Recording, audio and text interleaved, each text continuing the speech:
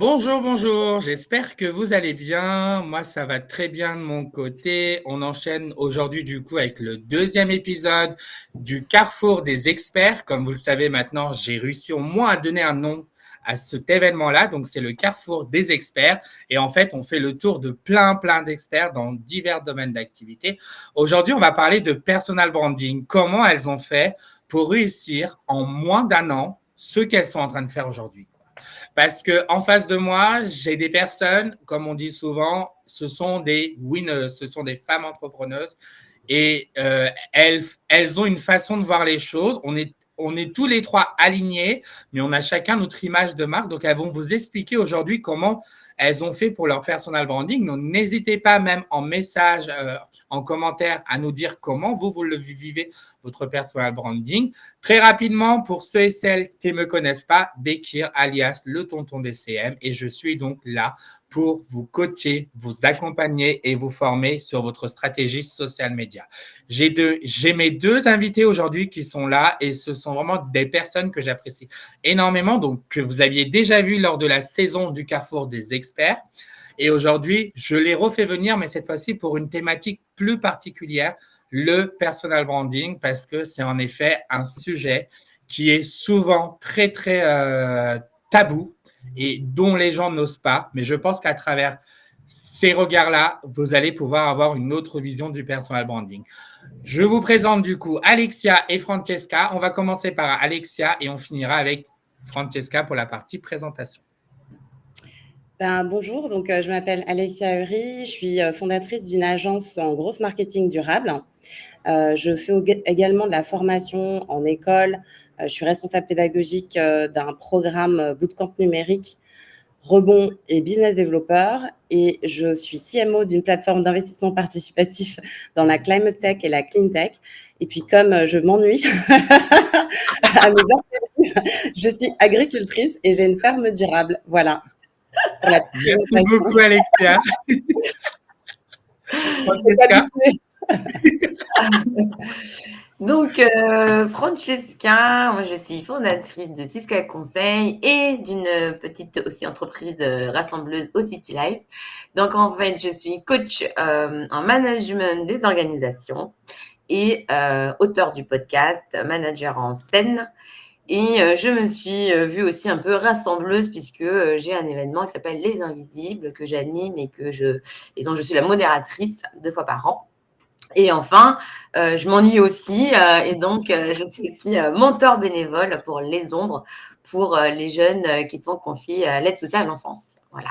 Merci beaucoup, mesdames. On fait un petit tour auprès des personnes qui nous rejoignent. Il y a Arlette qui nous dit bonjour les mousquetaires.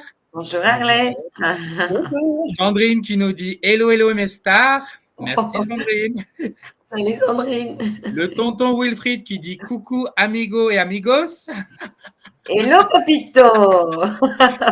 Ensuite, il nous dit allez, balancez la sauce, je suis là. Ah, mais, il y cache direct. On a un tonton. Okay.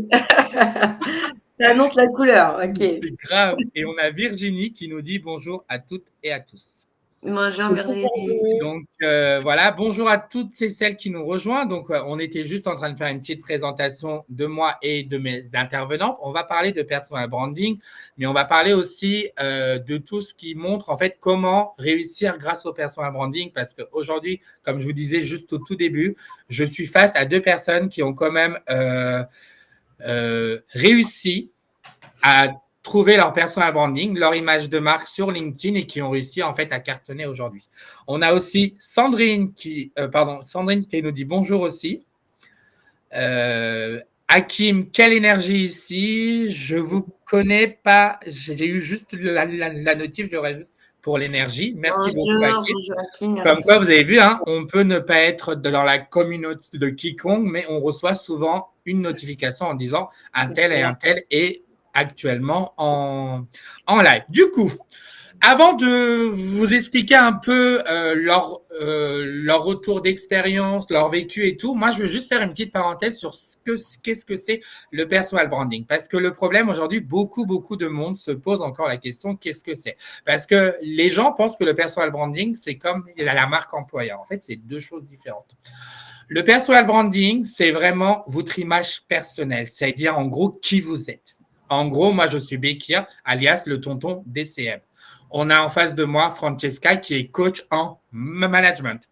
On a Alexia qui est dans tout ce qui concerne le gros marketing durable.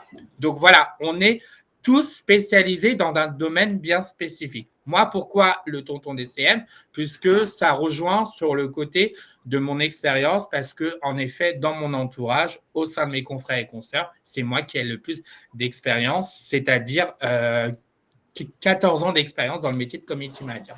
Et le personal branding, c'est vraiment votre image de marque. En fait, qui vous êtes.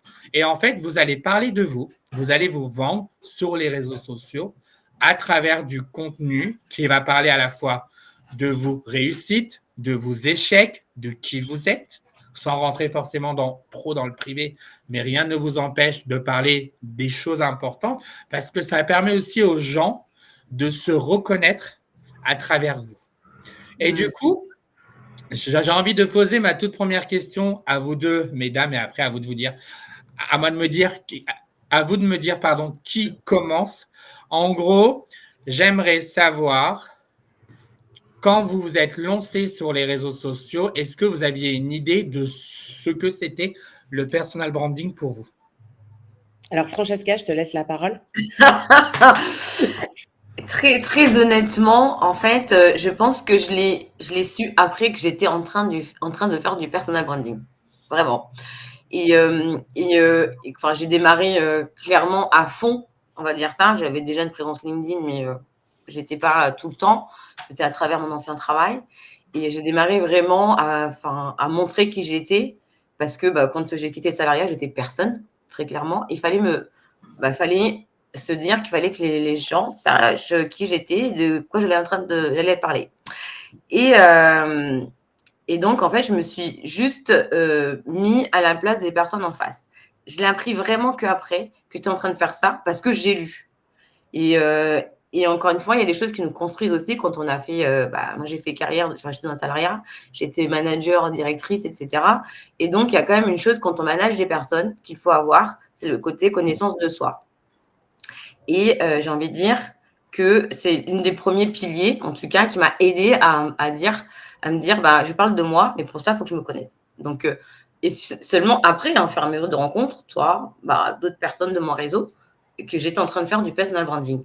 Et là, par contre, peut-être 3 mois après, et là, par contre, oui, j'étais en train d'en faire et j'allais en faire encore plus.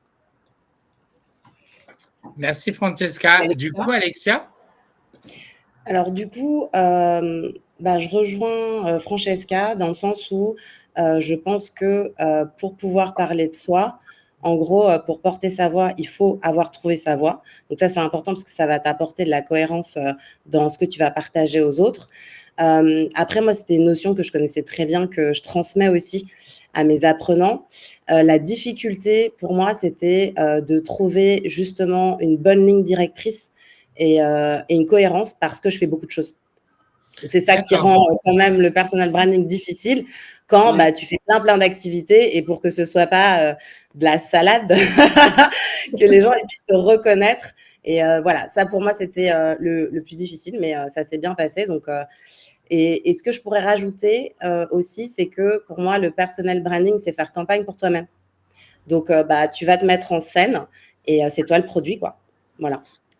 C'est ça, c'est exactement ça. Comme je disais juste à l'instant dans ma définition, vous l'avez bien résumé, c'est en fait qui tu es et tu vas te vendre en fait comme si tu vendais une marque, une entreprise, un organisme de formation, c'est la même chose, mais tu vas tu vas te promouvoir d'une autre manière, puisque là, on parle d'une personne. Mais en fait, comme je disais souvent, dès que tu as une présence sur les réseaux sociaux ou sur le web, pour moi, tu es considéré comme une marque. Puisque dès que tu commences à parler, voilà. Et en effet, il y a un truc qui est étonnant parce que majoritairement, tout ce que vous dites, j'ai vécu ça avec tous mes clients en me disant, en fait, on ne savait pas qu'on faisait du personal branding en partageant du contenu sur les réseaux sociaux, en fait. Ils ne savaient même pas, ils ne se rendent pas compte. En fait, ils se rendent compte une fois que tout a été dit, en fait. Et là, ils se disent, ah oui, mais en fait, depuis le début, je fais du personal branding. Mais ça, on se rend compte après.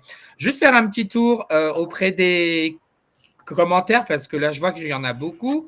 Il y a Aria Stéphane qui nous demande est-ce qu'il est possible de créer une page pour sa société sur LinkedIn? Alors, moi, je dirais oui. Je ne sais pas qu'est-ce que vous en pensez, vous? Alors, je sais pas, vas-y, Alexia. Bah, complètement. Et j'ai envie de dire aujourd'hui, c'est presque indispensable, hein. Si on n'a pas de page entreprise, on ne peut pas être tagué et donc pas être représenté sur quand même un réseau social qui monte. Moi, j'ai beaucoup de clients qui ont fait une translation de Instagram à LinkedIn parce qu'ils se rendent compte que ça devient un réseau indispensable. Et j'ajouterais que aujourd'hui, tu peux aussi créer des pages pour ton podcast. Si tu as une association, enfin moi je sais que j'ai une association, j'ai une communauté. Justement, j'ai aussi lancé un podcast qui s'appelle What's Your Green Plan. Donc ne pas hésiter à avoir cette présence-là sur LinkedIn. Super. Oui, parce qu'en fait, la page d'entreprise, comme elle dit Alexia, ça va orienter vers ce que vous faites réellement, le cœur de votre métier. Et voilà, mais par contre, effectivement, indispensable d'avoir ce profil.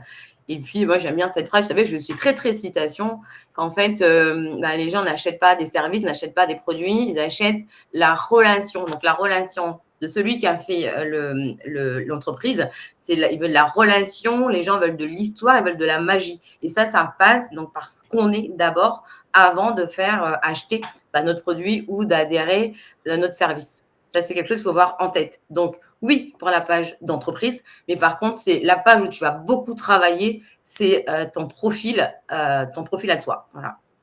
Merci beaucoup et je pense que ça va répondre à ta question. Il y a Igor qui nous dit hello, trop bien ce live. Merci beaucoup Igor. Anaïs qui nous dit bonjour, super thématique. Un replay sera-t-il disponible? Oui, tu peux retrouver un replay depuis mon profil ou celui d'Alexia ou de Francesca. Donc n'hésite surtout pas. Sandrine qui nous dit très bonne définition, les filles, claires et précis. Donc c'est par rapport au personal branding. Et Ariane nous dit je vous souhaite une bonne journée et bon live. Merci beaucoup à toi aussi et merci d'être venu faire un petit tour sur notre live. C'était toujours un plaisir d'accueillir de nouvelles personnes lors de mes lives, lors du Carrefour des experts. Donc n'hésitez pas surtout aussi à donner votre point de vue, comment vous estimez votre image de marque, votre personal branding. Du coup, on va passer sur le vif du sujet parce que c'est aussi ça qui est important. C'est en gros,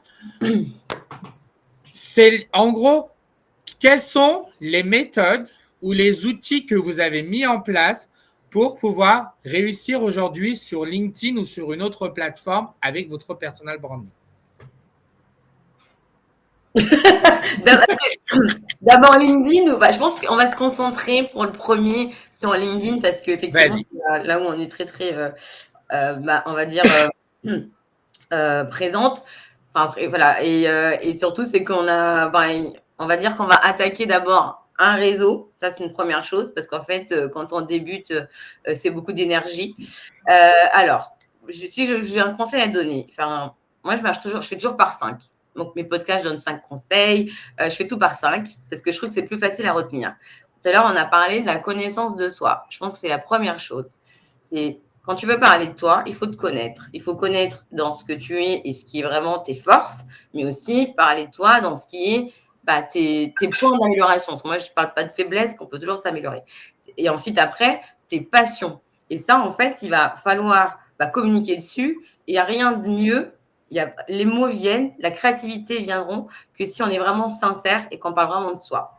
Et ensuite, j'ai envie de dire encore dans la connaissance de soi, parce qu'il y a aussi l'aspect, on n'est pas là pour refaire du superficiel.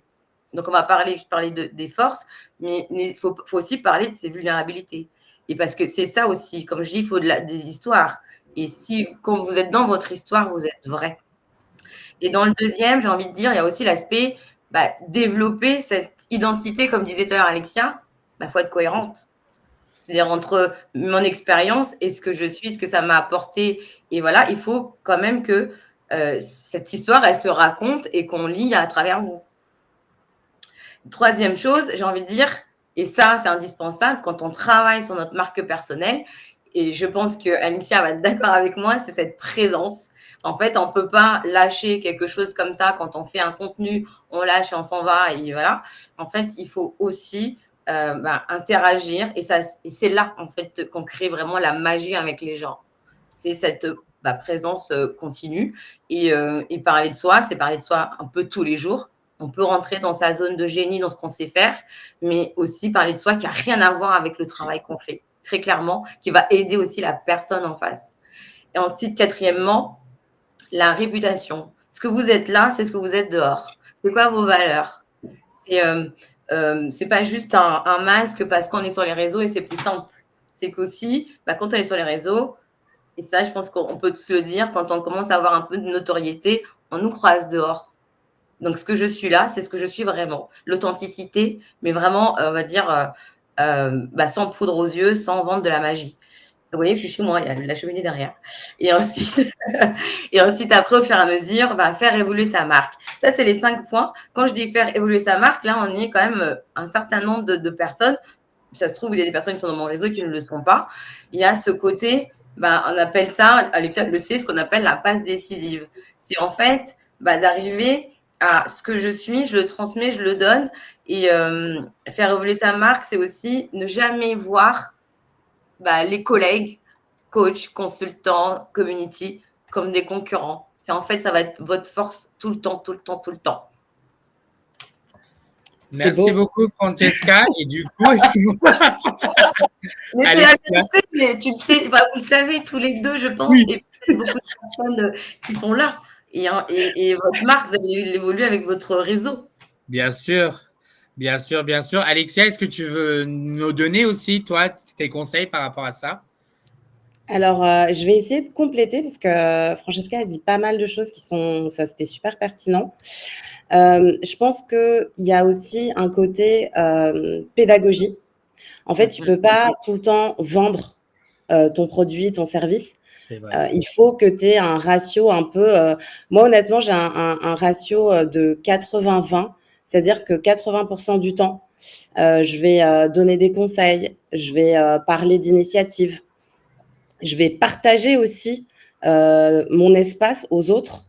Et ça, c'est très important. Et 20% du temps, je vais vraiment parler de ce que j'ai comme produit ou service. Donc ça, je pense que c'est un bon conseil à donner. Et par rapport au fait du partage d'une manière pédagogique, vraiment essayer de vulgariser les choses de manière à ce que tout le monde puisse le comprendre. Parce que je vois souvent des gens qui sont trop techniques en fait dans leur partage. Donc en fait, c'est difficile d'aller toucher des gens. Soit tu veux vraiment être sur une micro niche et parler vraiment à un minimum de personnes. Moi, c'est vrai que je suis quelqu'un, je pense que un de mes traits de personnalité, c'est le partage. Et donc, pour moi, c'était très facile de partager avec les gens mes sujets. Donc ça, je pense qu'il ne faut pas l'oublier. Après, encore une fois, cette ligne directrice, en fait, cette ligne éditoriale qui évolue avec le temps. Donc, justement, Francesca a parlé d'évolution. Ça, c'est très, très important parce que, en fait, je pense que si tu as réussi le challenge du personal branding, c'est qu'on te reconnaît sur tes sujets. Donc, par exemple, moi, je sais qu'on va me contacter pour 2 choses. Ça va être tout ce qui est grosse marketing durable, durabilité, environnement et visibilité. Et c'est exactement ce que je fais. Donc, en fait, tu te dis, OK, j'ai réussi parce que c'est important quand même de voir si tu vas dans le bon chemin. Donc, quand tu es reconnu pour tes sujets, c'est que tu vas dans le bon sens. Et après, il ne faut pas oublier qu'on est toujours dans une optimisation continue. C'est important de se dire qu'on est sur un réseau qui change, un algorithme qui change, potentiellement des formats qui peuvent fonctionner plus à certains moments, donc pouvoir s'adapter aussi. Je veux dire, c'est pas un truc qui bouge jamais. C'est assez mouvant quand même les réseaux.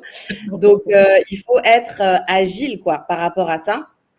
Et puis, ça revient très, très souvent, cette histoire d'être sincère et authentique. Mais je suis obligée de réinsister dessus parce que c'est l'émotionnel qui va toucher les gens. En fait, s'ils se reconnaissent un petit peu dans une situation. Et enfin, parce que moi, un de mes métiers, ma spécialité, le gros marketing durable, quand je vais conseiller les gens, je vais essayer de leur donner des astuces actionnables. Et ça, c'est important aussi dans les contenus, de donner des choses qu'on peut appliquer tout de suite et pas de rester en fait dans des concepts ou un peu dans des choses où les personnes ne vont pas pouvoir se dire tiens, je me projette ou je vais pouvoir réutiliser ça. Donc, important de ne pas être dans la rétention d'informations. Il y aura toujours plein de choses à dire, plein de choses à partager. Et j'ai l'impression que quelquefois, il y a certaines personnes qui disent « Ouais, je ne peux pas tout dire parce que sinon, après, on ne va plus me contacter. » Non, pas du tout. Je pense que surtout si tu es dans le service et dans l'accompagnement, c'est des conseils, ça donne des idées, ça permet de se projeter. Mais ce n'est pas pour ça que derrière, tu n'auras pas de clients et que tu ne vas pas pouvoir accompagner des gens dans leur chemin de croissance, quoi. Voilà. Bah, au contraire, moi je vous rejoins toutes les deux parce qu'en effet, vous avez dit exactement la recette aujourd'hui d'un personal branding, c'est-à-dire le fait de se mettre en avant et c'est super important. Et le mot sur lequel tu as vraiment assisté, Alexia, le côté authentique. Le côté authentique. C'est ce qu'on demande aujourd'hui et ça, vous le savez tous. Et même ceux qui nous écoutent aujourd'hui, il faut être authentique sur les réseaux sociaux et en particulier sur LinkedIn parce que moi, j'ai beaucoup de problématiques aujourd'hui. Beaucoup de mes clients et clientes me disent « Oui, mais on est sur un réseau pro. Comment on peut parler de sa vie privée ?» On peut parler de sa vie privée sans rentrer dans le détail. N'oubliez pas qu'à un moment, on a quand même eu, peut-être que ça, vous l'avez vu aussi, mesdames, et même les gens qui nous écoutent, on a eu des gens qui partageaient les photos de leurs enfants. Il y en a toujours? Oui, il y en a, même moi. En tout cas, moi, je trouve que de mon côté, j'en vois moins. Mais je veux dire, c'est incroyable. Moi, je disais aux gens, mais excusez-moi, mais on n'est pas sur Facebook, on n'est pas sur Instagram. Un enfant, et en particulier un nouveau-né, même si le visage est caché, pour moi, il n'a pas à être sur les réseaux sociaux. Vous êtes d'accord avec moi? Et donc, forcément, ça, c'est un truc incroyable. Moi, quand je dis parler de sa vie privée, c'est pas forcément rentrer trop dans les détails parce qu'on est marié à un tel ou on a des gosses et tout. Non, montrer en fait des choses sur lesquelles les gens pourront se reconnaître. Moi, il y a quelques mois de ça, rappelez-vous, j'avais fait un post sur le fait que je bégayais et que mon bégaiement, j'en avais fait une force, beaucoup de personnes se sont reconnues à travers cette histoire-là. Pourquoi? Parce que j'ai parlé d'un défaut qu'on peut qualifier comme défaut en France, qui est pour moi une qualité aujourd'hui, en fait, pour ma part. Donc, en fait, c'est ça, en fait, qu'on attend des gens. On n'attend pas forcément que vous racontiez votre vie comme vous le faites sur Facebook ou Instagram. C'est vraiment raconter des choses qui pourrait en effet avoir un lien. Voilà, moi, par exemple, je le dis souvent, moi, je me suis formé sur les réseaux sociaux moi-même en tant qu'autodidacte. Donc, dès que je fais ce genre de post-là, automatiquement, les gens, ils vont venir en me disant « Ah tiens, moi, je me reconnais à travers ton post. » Pourquoi? Voilà. Par exemple, si vous suivez Alexia, toutes les semaines, elle nous fait un post où elle nous dit « Prenez 10 secondes pour vous. » C'est vrai. Prenez 10 secondes pour vous. C'est super important. Et moi, à chaque fois, je réponds à Alexia, je fais depuis tes posts, je prends même parfois 10 minutes pour moi. Tant mieux si ça a cet effet. Mais je rebondis sur ce que tu as dit par rapport à ton post, parce que justement, j'allais en parler. Alors, moi, je trouve ça génial parce que c'est vraiment ce qu'il faut faire. Et c'est inspirant. Par contre, je pense que ça demande quand même du courage. Et donc, il faut juste se dire, on se lance, mais il n'y a pas de danger. Tu vois, courage ne veut pas dire danger de parler de ça. Et exactement. Par rapport aux enfants, moi, en fait, effectivement, alors je serais plus modérée. Pour moi, les enfants, c'est une limite. C'est-à-dire que tu n'as pas à montrer tes enfants. Après, si tu caches ton enfant et qu'on ne voit pas son visage, qu'on ne peut pas le reconnaître, pour moi, c'est ça la limite, tu vois.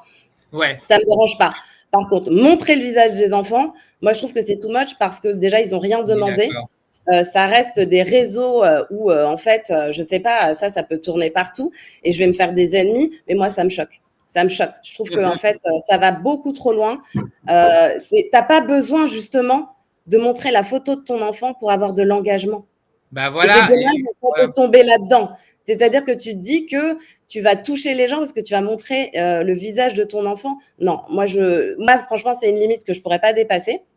Et en toute honnêteté et transparence, moi, j'ai déjà fait des 2, 3, 4 posts avec un enfant, mais caché. Là, c'est OK, mais montrer un visage, ça va trop loin. Je suis d'accord avec toi et je te rejoins. Et même utilisateur LinkedIn, alors je ne sais pas qui c'est, mais je pense que la personne nous connaît. La personne précise les photos des enfants, il ne faut pas abuser non plus. Elle n'a pas tort. Et Sandrine, elle est d'accord avec nous, donc Sandrine Augeron, Il y a Warda qui dit top la valeur que vous partagez. Merci beaucoup. Le Warda. Et il y a Igor qui dit parler de soi, ça apporte des likes, mais c'est mort côté lead. Alexia Huri, t'en penses quoi? Oui, t'en penses quoi? Une question Alors, pour toi, du coup. moi, quand je parle de moi, c'est pas pour avoir des leads, c'est plus pour le côté inspirant. Parce que j'ai eu la chance de recevoir des messages qui me disaient Alexia continue, Alexia partage, Alexia ça me donne la force d'eux. Donc en fait, il y a un moment, il faut savoir aussi pourquoi tu fais ça. Moi, je suis pas non plus allée sur les réseaux que pour vendre quelque chose. C'est juste que Oui, j'avais des choses à dire, j'avais des choses à partager. Et en fait, quand je parle de moi, c'est ça le sujet. C'est essayer de montrer que, par exemple, c'est possible d'avancer, de défier tes peurs, c'est possible de se lancer dans l'entrepreneuriat, c'est possible de justement d'avoir de la visibilité alors que finalement tu pars de zéro. En fait, c'est surtout pour ça. Et là, tu vas créer de l'engagement. Et ensuite, en fait, c'est tout un ensemble. Après, il faut se rendre compte que les gens, quelquefois, ils font des raccourcis, ils regardent juste le résultat mais ils se rendent pas compte du chemin parcouru pour arriver à ça, quoi. Et donc, moi, j'ai pris le pari de rester dans le partage, l'authenticité et d'essayer d'inspirer des gens et de leur donner l'impulsion d'eux. Donc après, en fait, je sais pas, je poste et je me dis, je vais avoir des leads. Par contre, si on veut vraiment parler de ça, bien sûr que si vous postez tous les jours que votre contenu, il a de la valeur, parce que vous avez commencé à comprendre votre audience, que vous avez quand même un minimum de persona dans la tête, bah, c'est sûr qu'au bout d'un moment, ça va vous générer des leads. En tout cas, ça va vous générer des opportunités. Et ça, je le signe sur papier. merci. Francesca, un petit complément peut-être par rapport à ça? Bah, très clairement, même au départ, il faut aussi s'en rendre compte. Enfin, moi, je dis toujours, et ce que je dis à mes clientes, on n'est pas payé au like, en fait.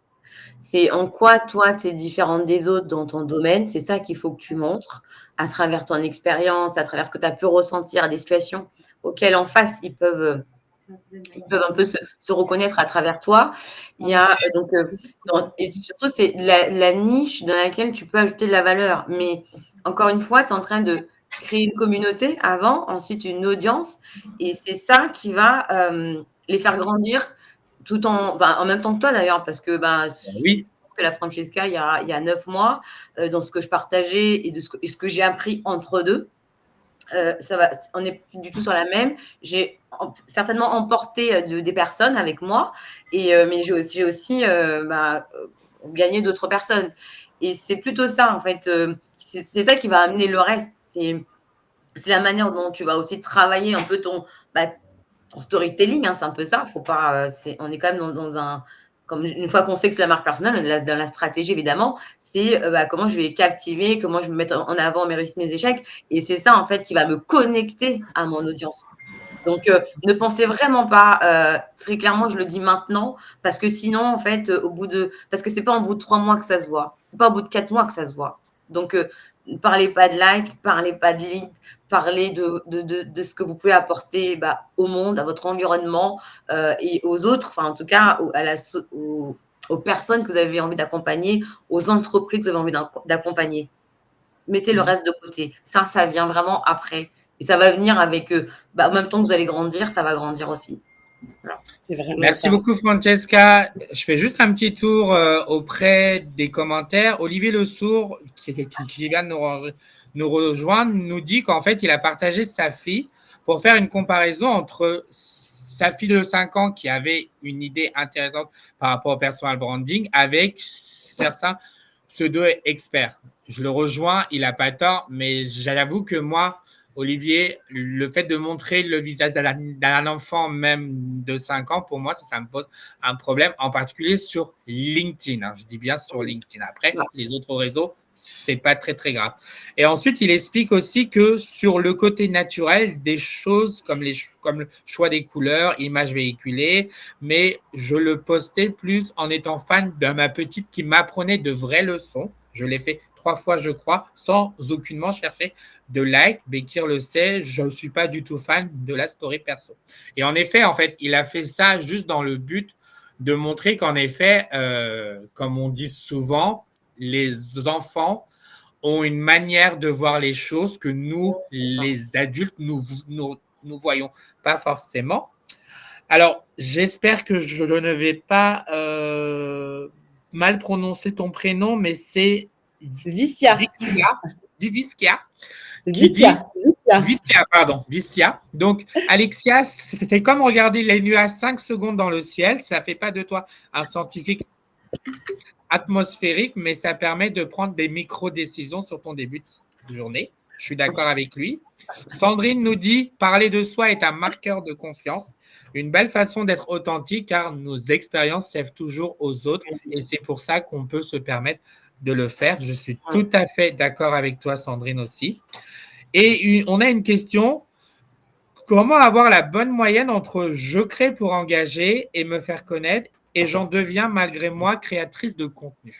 Est-ce que vous auriez une réponse à apporter à ça, mesdames? Est-ce que finalement, être créateur de contenu, c'est un problème? Parce que si ça Oui. ne l'est pas, je pense qu'effectivement, on devient créateur de contenu. Moi, c'est hyper intéressant ce commentaire. Bah, je me suis dit, tiens, j'ai un nouveau métier. Je suis devenue créatrice de contenu parce que il y a un moment, en fait, bah, ton profil, ça devient ton média. Donc, en fait, tu deviens un média avec une ligne éditoriale où tu fais finalement ta réunion de rédaction avec toi-même. Et donc, oui, j'ai envie de dire, on arrive à devenir créateur de contenu, mais de manière totalement naturelle. Donc, je pense que c'est pas, en fait, c'est pas antinomique et ça fonctionne très bien. Si tu te focuses juste sur le fait que bah, tu es dans le partage, ça va. Enfin, c'est mon avis. Qu'est-ce que tu en penses, Francesca? En fait, je pense que oui, il faut que ce soit. Il n'y a pas non plus de pression à se mettre. Bah, c'est malgré moi, en fait, si, bah, c'est tant mieux, j'ai envie de dire. Il n'y a pas cette pression-là, ça va. Il faut que ce soit dans tous les cas fluide, parce que de toute façon, à terme, vous ne le ferez pas. Il faut que ce soit fluide. Je crée des contenus, mais en fait, comme dit Alexia, je crée des contenus maintenant, mais par contre, avant, c'était pour le côté me faire connaître, engager. Et maintenant, bah, c'est mon travail, bah, en tout cas plusieurs fois dans la semaine parfois. Et donc, oui, il faut pas se mettre cette pression de se dire je crée des contenus ou non, laisse les choses faire, mais avec les lignes, les points, les piliers qui est assez important quand on parle de soi à prendre en compte. Merci beaucoup, Francesca. Merci, Alexia, pour ces réponses. On continue encore. On a un autre commentaire. En termes de timing, PS, Alexia, c'est Laetitia Lano, expert client. Je ne sais pas pourquoi je suis caché. Bon, bah, apparemment, c'est une connaissance à toi, Alexia. Alors, ça arrive régulièrement, Laetitia. Tu n'es pas la première personne. En effet, il y a des fois, je ne comprends pas pourquoi vous n'êtes pas avec votre prénom. Et non, la preuve, j'ai même raté pas mal de commentaires depuis ces 30 minutes. Et donc, voilà, on a juste une question de Virginie. Alexia, comment tu expliquerais le personal branding à tes apprenants qui peuvent avoir un savoir à partager, mais pas une expérience aussi solide que des seniors? Ah, très bonne question. Alors, merci Virginie pour cette question. Alors, bah, donc je vais reprendre ce que j'ai dit tout à l'heure. Le personal branding, c'est faire campagne pour soi-même. Donc, c'est toi le produit. Et souvent, en fait, j'utilise en grosse marketing durable, tu as un framework que tu utilises qui s'appelle le framework ARE, acquisition, activation, rétention, revenu, referral. Et en fait, ce que j'explique, c'est que ton profil LinkedIn, justement, c'est un peu ta présence digitale. Et toi, ton job, c'est de faire venir les gens sur ton profil LinkedIn. Donc, par potentiellement du contenu. Après, l'activation, en fait, c'est faire en sorte que les gens ils aient une super expérience. Donc, si tu fais du contenu à valeur ajoutée et qu'ils l'adorent, bah, ça te permet d'avoir des gens qui commencent à être engagés. Ensuite, tu vas faire de la rétention. Donc, tu vas fidéliser les gens en continuant potentiellement à faire, je sais pas, des événements, des lives, en donnant des astuces actionnables pour que les gens y reviennent. Ensuite, le referral, ça veut dire que les gens, ils vont être ambassadeurs de ta personne, ils vont parler de toi, ils vont te taguer sur les réseaux. Et le revenu, bah, finalement, c'est quand tu vas réussir à créer une communauté et générer des opportunités. Donc, souvent, justement, quand je parle aux apprenants, j'essaye de leur donner ce framework pour les aider et leur dire comment, avec des outils et des astuces, bah, tu peux finalement, toi, être le produit et ton site web, c'est ton profil LinkedIn. Donc, je ne sais pas si j'ai bien répondu à ta question, Virginie, mais c'est ça. Et je leur explique que finalement, tu es ton propre média.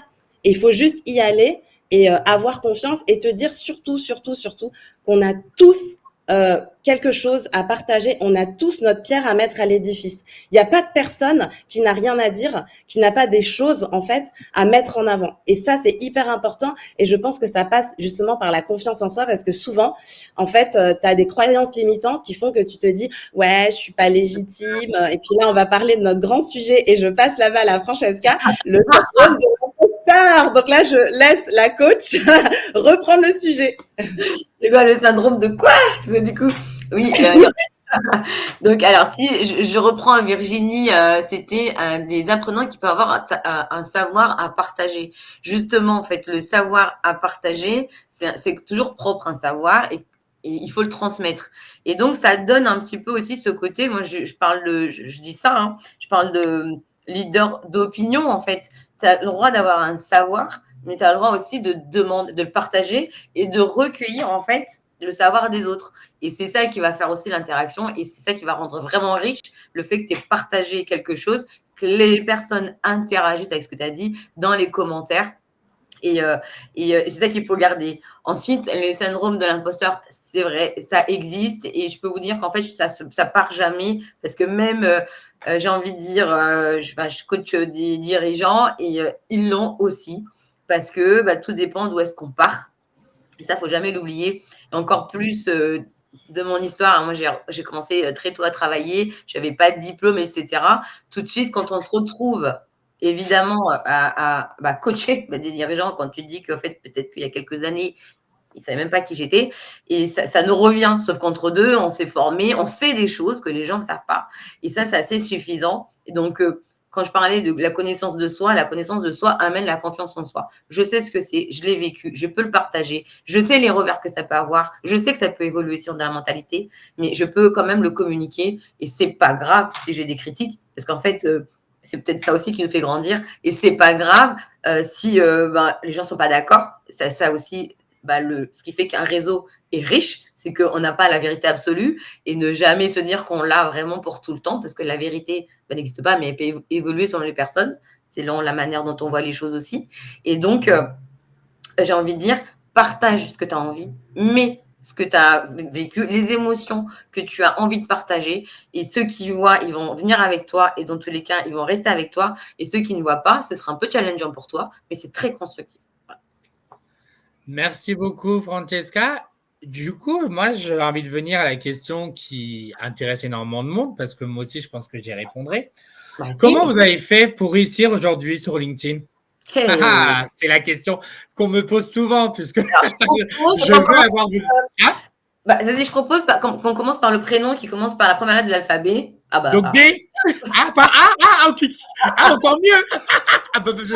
J'avoue. A, B, F. Oh. Ça. Tiens, je le ferai aussi pour mon événement. Ça, c'est une bonne technique, Francesca, pour faire parler un maximum de personnes.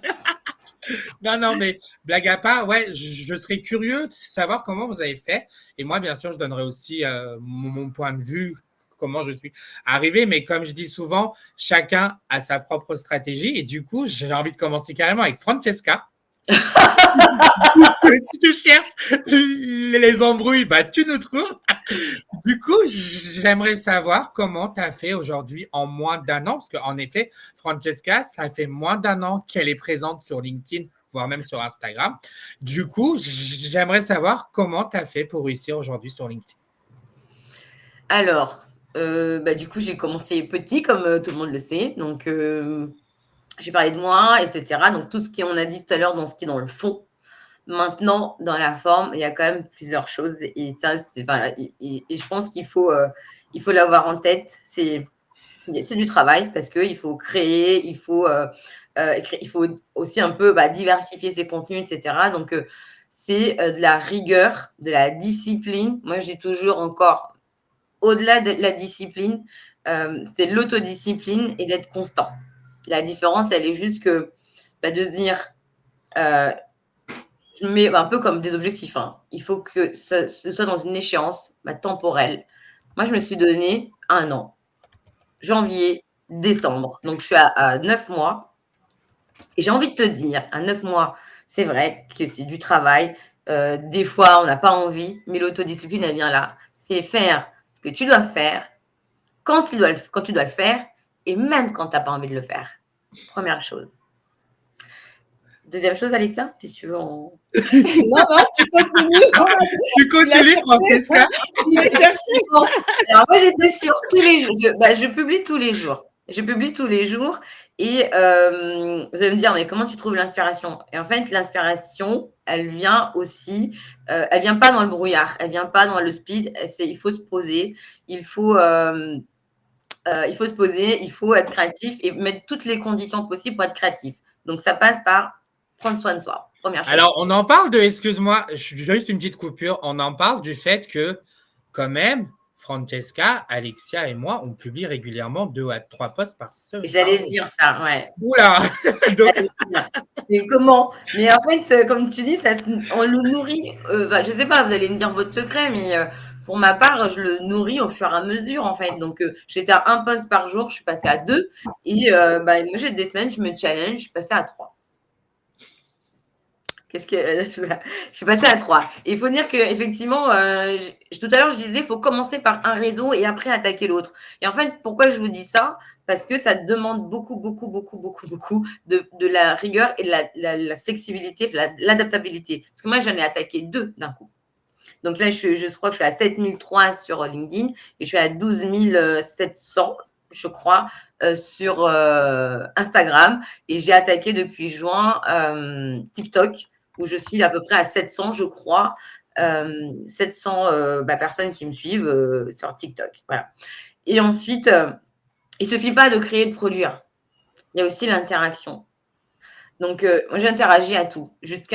Par contre, encore une fois, l'idée, c'est pas de se donner des charges en plus. Je me mets des moments. Le dimanche, je réponds aux messages privés, par exemple. Donc, tous les messages privés, je réponds à tout le monde. Et quand je peux, de temps en temps, effectivement, dans la semaine, mais seulement quand je peux. Mais je me fixe, en fait, des plannings. Quand on parle de publier tous les jours, on ne publie pas comme ça, on ne lâche pas comme ça. Enfin, on ne balance pas. On interagit avec sa communauté, on répond aux commentaires, on apporte des précisions s'il y a besoin. On ne part pas comme ça. Et donc, c'est 3 fois. Je publie à 7h, je publie à 13h et je publie, je crois, vers 17h. Et donc, en fait, 30 minutes à 45 minutes, on interagit parce qu'en fait, vous ne faites pas ça que pour vous faites ça pour les autres. Donc, il faut aller aussi accompagner les autres, apporter, comme je disais, des précisions. Après, ça, c'est à l'autre côté. Sur Instagram, j'interagis très souvent. C'est là où on va plus me voir dans mon quotidien. Et c'est vrai que je mets des vidéos du matin, je fais des stories, je fais un peu où je vais. Par contre, il y a toujours, attention à cette distance, je mets des stories, ça faut le savoir, parce que ça m'est déjà arrivé des moments de surprise. Ça, je suis en aparté, je mets jamais où je suis à l'instant T. Si je te mets où je suis, c'est que je suis déjà partie il y a 1 heure. Ça, c'est vraiment pour se protéger aussi. C'est très important. Et il y a 1 heure ou il y a 2 heures, ou même depuis 3-4 heures. Mais en tout cas, je mets jamais où je suis réellement. Et ensuite, je pense que j'ai à peu près tout dit. Et cette réputation, il faut que ça dure. C'est ce que je disais tout à l'heure. On a le droit d'être fatigué. On a le droit. Et justement, il ne faut pas se mettre une pression de dingue. Ça sert absolument à rien. Mais par contre, si tu t'es dit que ce sera de janvier à décembre, ça c'est toi et toi. Merci beaucoup, Francesca. Mais merci, en effet, vous avez vu, elle a sa propre stratégie sur LinkedIn, sur son personal branding. Ça fait que 9 mois qu'elle est présente, mais elle a compris le principe. Après, si vous vous posez la question de comment on fait 2-3 posts par jour, ça, je n'aurai aucune réponse pour ma part. Je peux dire juste une seule chose, c'est qu'en tout cas, pour ma part, je suis quelqu'un de passionné d'écriture, pour ceux et celles qui le savent. Donc, voilà. Donc, c'est tout à fait normal. Après, moi, j'ai une problématique. C'est que je ne peux pas m'arrêter d'écrire. Voilà. Je ne sais pas vous, mesdames, mais moi, je ne peux pas. C'est impossible. Mon cerveau ne se déconnecte pas. Alors, En vacances, si. Bizarrement, il s'est déconnecté. Mais dès que je dors, le cerveau ne se déconnecte pas, en fait. Mais après, si je peux juste rajouter avant de Oui. donner la parole à Alexia, justement, en fait, je pense que à un moment donné, quand tu aimes ce que tu fais, que dans ta passion, ta zone de génie, et tu vois ce que tu peux apporter aux autres, en fait, les idées te viennent naturellement. Ça se travaille. Au début, j'étais pas aussi inspirée que maintenant, je pense. Aujourd'hui, tout est à envie de partager. Et c'est ça qui fait déjà pourquoi on est coach, pourquoi on est ci, pourquoi on est ça. Et envie de partager. Donc, moi, j'ai toujours mon petit. D'ailleurs, je fais tout avec. Hein, vous savez bien, le dictaphone ou le téléphone ou des petites notes. Et parce que on a tellement des choses dans la tête. Et puis, quand on a un peu ce côté, on fait beaucoup de choses comme Alexia et moi. Et en fait, il faut aussi avoir son petit support pour écrire un peu les idées, pour pas les oublier. Parce que quand le moment vient, en fait, de se dire je vais créer, c'est aussi. Au début, je faisais ça un peu dans le canapé, sur la table, mais maintenant, c'est je programme. Je sais que le jeudi matin, c'est mon écriture, parce que je fais je suis auteur de podcasts aussi, mais après, j'écris mes posts. Je sais que c'est le matin. Enfin, c'est le matin, et je vais en écrire 3, 4, 5, 6, mais en tout cas, c'est là que j'écris. Il faut aussi choisir ce moment-là pour pas se laisser polluer et d'être un peu éparpillé et de dire ah, mais non, mais j'ai pas fait. Tu vois.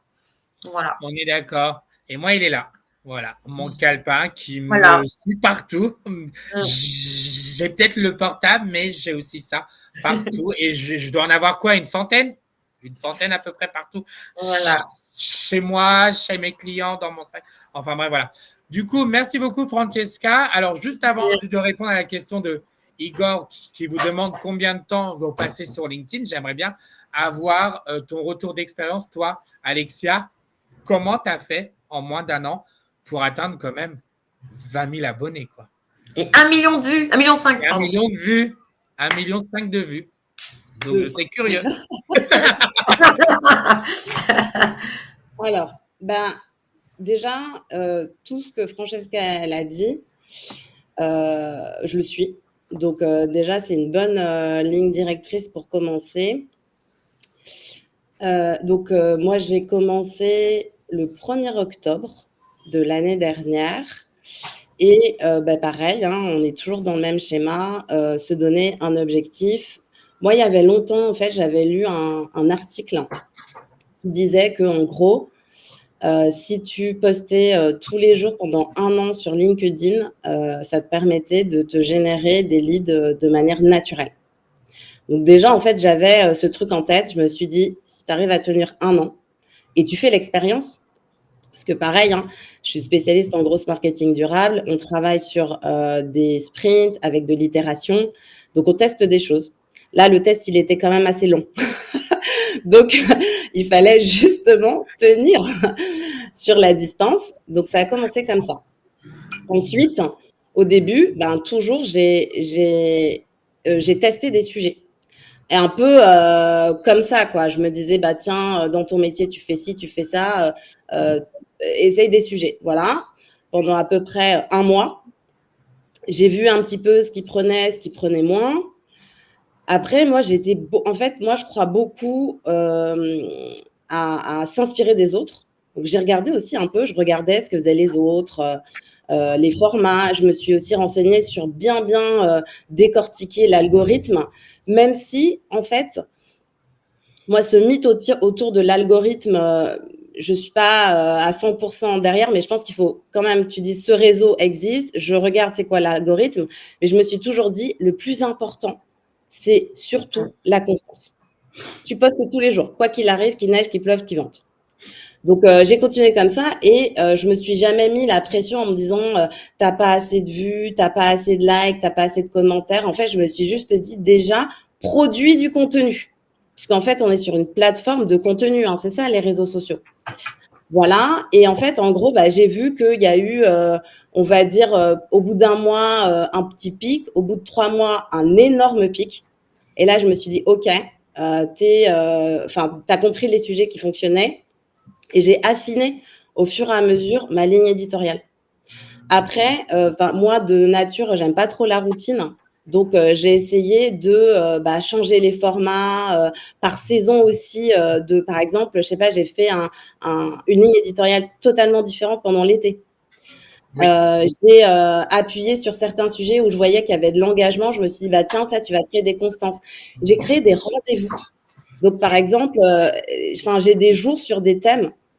Le samedi, je sais que je vais partager une initiative sur la durabilité. Le mardi, sûrement aussi. Le mardi, je vais donner de l'espace, de la visibilité pour des personnes qui n'en ont pas. Le vendredi, je vais parler du podcast de l'écologie intérieure. Le lundi, je vais parler de l'investissement durable. Donc, en fait, aussi, c'est plus facile ensuite, quand tu as plein d'idées, de les mettre en fait dans ta semaine de contenu. Et puis après, c'est surtout, je me suis jamais démotivée. Et au début, quand j'ai commencé en octobre, j'ai créé aussi un petit groupe de soutien pour t'aider. Et je me suis rendu compte qu'il y avait plein de gens qui, entre-temps, ont lâché. Franchement, je pense que, je sais pas, 80% des gens, ils n'ont pas suivi. Donc, il faut quand même dire, la réalité, c'est que c'est pas facile. Il n'y a pas beaucoup de gens qui arrivent à avoir une constance aussi importante, mais c'est ça qui va payer à la fin. Et vraiment, moi, je me suis toujours dit, c'est pas grave de pas avoir beaucoup de vues. Le plus important, c'est d'être là, c'est d'avoir une présence. Parce qu'en fait, les gens, ils t'attendent. Et je pense que voilà, créer des rendez-vous, créer des formats différents, ça donne aussi un petit peu du rythme. Parce que dans le marketing digital, il y a ce qu'on appelle la fatigue de l'audience. Si tu te renouvelles pas, les gens, au bout d'un moment, ils en ont un petit peu marre. Donc, il faut réussir à se renouveler et puis à être un petit peu innovant dans ce que tu partages, casser quelquefois des routines que tu peux mettre en place. Je pense que ça, ça fait déjà pas mal de conseils. Et finalement, j'ai réussi, je crois que c'était au mois de mai, à faire 1 million de vues. Après, au mois d'août, 1,5 million. Et là, en septembre, 2 millions. Et honnêtement, moi, je m'étais donné comme objectif 1 million et je l'ai doublé. Et en fait, aujourd'hui, je me dis, clairement, tu connais ce réseau, tu sais comment faire. J'ai conseillé pas mal de gens pour qu'ils puissent avoir plus de visibilité. Et voilà, maintenant, aujourd'hui, c'est un réseau que je connais. Moi, j'ai beaucoup d'admiration pour Francesca parce qu'elle est sur plusieurs réseaux. Et moi, aujourd'hui, je n'arrive pas encore à le faire. Et j'ai essayé justement de commencer un peu d'Instagram. Et je sais qu'en fait, il faut de la constance. Et donc, tant que je l'aurais pas fait, c'est pas quelque chose qui fonctionnera comme LinkedIn. Donc là, on va vraiment s'inspirer de Francesca. Mais voilà, en fait, moi, je me suis dit, tu prends un réseau et dès que tu as vraiment bien compris comment ça fonctionne, tu peux passer à l'autre pour pouvoir être vraiment performant et bien améliorer ta strat, quoi. Sachant que, pour terminer, il y a aussi cette histoire de réseauter. Ça va être important pour réussir de faire du networking pour pouvoir justement augmenter ton engagement, avoir plus de gens qui te suivent, aller voir les gens. Voilà. Si j'ai distillé un peu de secret et en tout cas, on est la preuve vivante tous les trois que ça fonctionne. Parce que aussi, ce que vous n'avez pas dit, parce que là, je pense qu'on est tous dans le crew, on est tous rentrés dans le top favicon. Exactement. Francesca et moi-même en quelques mois. Donc, faut se dire que c'est vraiment possible. Ça reste une référence. Donc, il faut juste te lancer et puis avoir de la discipline. Le travail, ça paie toujours. Voilà. Merci beaucoup, merci. Il y a Émilie qui nous dit waouh, ces retours d'expérience sont vraiment des mines d'or. Et Virginie qui dit très inspirantes toutes les deux. Merci beaucoup pour vos conseils. Et Sandrine Augeron qui nous dit bravo. Juste pour information, alors moi je ne vais pas rentrer trop dans le détail, mais en fait moi c'était ma passion qui m'a permis d'arriver où j'en suis aujourd'hui. Alors, quand je dis ma passion, c'est que les gens le savent très bien et vous pouvez même demander à Sandrine Augeron, qui était quand même une de mes anciennes apprenantes, par la suite ma stagiaire et après une amie avec le temps. Elle pourra vous confirmer en effet que c'est ma passion qui a fait, mais pas que ma persévérance, mon travail, le fait de donner aussi de l'aide sans demander en retour et le fait qu'aujourd'hui, des personnes comme Alexia et Francesca sur qui je peux compter parce qu'elles sont aussi là, elles interagissent, elles me donnent de la visibilité, elles m'apportent beaucoup, beaucoup de choses aussi. Donc ça, il ne faut pas le nier. Et comme l'a dit Alexia, en effet, aujourd'hui, on est tous les trois dans le top de Favicon, alors que moi, ce n'est pas quelque chose que j'envisageais forcément. On est tous les trois top voice aujourd'hui sur LinkedIn. Donc, moi, je l'ai été 3 fois à la suite. Je ne m'attendais pas du tout à ça. Et en fait, c'est vrai que au final, quand on travaille bien son image de marque, quand on est suivi par des personnes qui ont exactement les mêmes valeurs que nous, ben, on finit forcément par réussir. Et si aujourd'hui on est là, c'est que nous, on a cru en nous, on croit en vous aussi. Je suis sûr et certain qu'avec toutes les astuces que Francesca et Alexia vous ont données, ça va faire permettre de monter encore en compétence toutes les personnes qui étaient présentes et qui regarderont en replay. Du coup, pour mettre fin à ce live, quel serait le dernier conseil que vous donneriez, mesdames, à ceux et celles qui ont, on va dire, un peu peur de se lancer sur LinkedIn? Alors, au-delà de tout ce qu'on a donné, on a donné de la forme, on a donné du fond. Et ensuite, c'est le côté, non, pas seul. Alexia le disait tout à l'heure, c'est le réseau, ça s'entretient. Et le réseau, je trouve que on n'a pas encore bien intégré, en tout cas, en tant que entrepreneur, j'ai l'impression, parce que les entreprises, elles font très bien. On n'a pas encore bien intégré, incarné ça. C'est que le réseau n'est pas à sens unique. En fait, c'est pas, n'attendez pas que de recevoir. Il faut bien sûr donner. Et généralement, comme tu dis, Bekir, c'est l'inverse. C'est pas j'attends pas de recevoir pour donner, c'est le contraire. Et en fait, plus tu donnes et plus on donne et plus on reçoit. J'ai l'impression que pour ma part, plus je donne et j'ai l'impression que ça se multiplie encore plus en moi avec tout ce que je reçois. Je donne 1, je crois que j'en reçois 3 en fait. Et il faut vraiment pas prendre les choses à l'envers.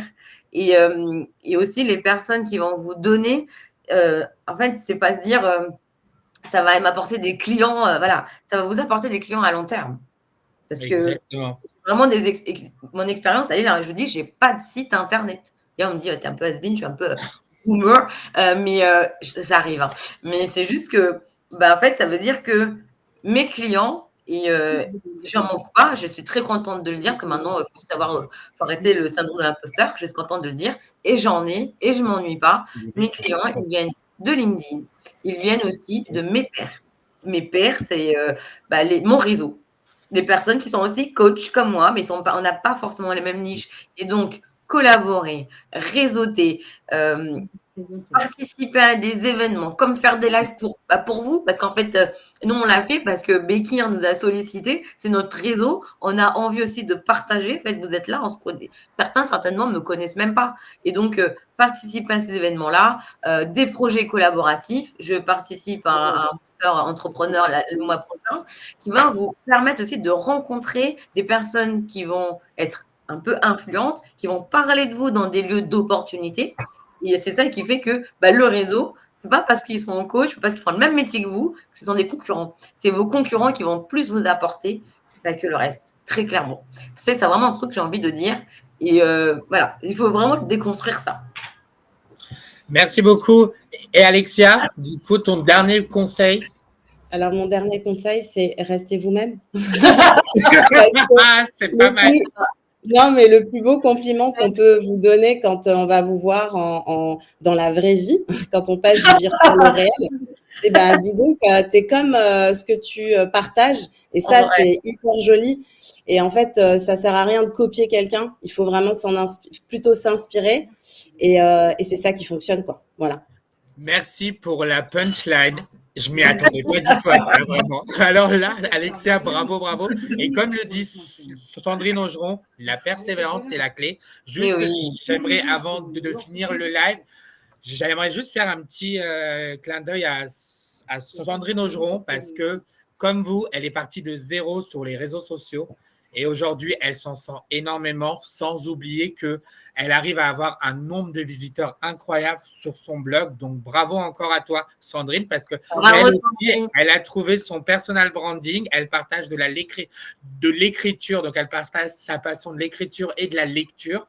Et vraiment, c'est elle qui m'a redonné goût à la lecture aujourd'hui. Donc, encore merci beaucoup, Sandrine. Donc, il fallait que je le dise parce que je pense que tu es exactement un exemple. À l'occasion, on verra si tu as la motivation et que tu te donnes envie de faire un live pour le personal branding. Et en tout cas, tu es la bienvenue aussi. Ce sera un plaisir. Du coup, merci beaucoup, mesdames, pour ce moment incroyable. Moi, j'ai passé un bon moment dans la joie et la bonne humeur avec le sourire. Vous nous avez donné des mines d'or incroyables comme l'ont dit énormément, comme Virginie, comme Laetitia, comme Sandrine, enfin bref, voilà. Et du coup, nous, on se retrouve demain pour un autre live sur le Boost Entrepreneur, puisque vous savez que maintenant, j'ai un grand événement qui arrive du 15 au 18 octobre. Donc, vous êtes les bienvenus, n'hésitez pas. On a quand même parmi nous une invitée, donc Francesca, qui sera aussi de la partie pour ce moment-là et qui vous reparlera à nouveau de l'équilibre entre la vie pro et la vie professionnelle et privée, puisque c'est super important. Voilà. Et un autre live le jeudi, on va parler de l'écoute active. Est-il important dans le domaine de la formation? Alors, nous, on s'est focus sur la formation parce qu'on est 3 formateurs, mais on est bien d'accord que l'écoute active se fait dans tout. Isabelle Fourneau qui nous dit merci, je repars en rendez-vous. Merci beaucoup, Isabelle, pour ta présence. Isabelle. Oui. Sandrine Clara qui nous dit merci pour ce top événement. Bravo à toutes et à tous. Et Émilie qui nous dit de belles découvertes que je vais avoir plaisir de suivre. C'est le but de mes lives et c'est ça qui marche. Et comme on dit souvent, seul on va vite, ensemble on va plus loin. Et c'est ça qui montre aujourd'hui. Moi, j'ai toujours ce proverbe africain avec moi tous les matins. Je me réveille avec ça et tous les soirs, je me couche avec ça. Donc, ça montre comme quoi on peut aussi donner de son temps libre. Tout ce qu'on vous a donné aujourd'hui, si vous commencez à les appliquer, vous verrez que dans quelques mois, vous aurez exactement les mêmes résultats qu'on a eus. Et on souhaite à tout le monde un jour de réussir sur LinkedIn comme nous, on l'a fait. Et bien sûr, on continue. On ne s'arrête pas, mesdames. On continue à partager, on fonce, on avance sur nos projets. Et si jamais vous avez besoin d'aide sur la partie management ou sur le gros marketing durable, n'hésitez pas à faire appel à Alexia et Francesca. Elles pourront énormément vous aider. Et Sandrine Augeron qui dit merci, belle continuation. Merci à vous tous. Je vous souhaite une très bonne après-midi, un bon appétit pour ceux et celles qui sont en train de manger. Et nous, on fait un petit brief juste après le live. Bye bye. Merci pour l'invitation. À bientôt.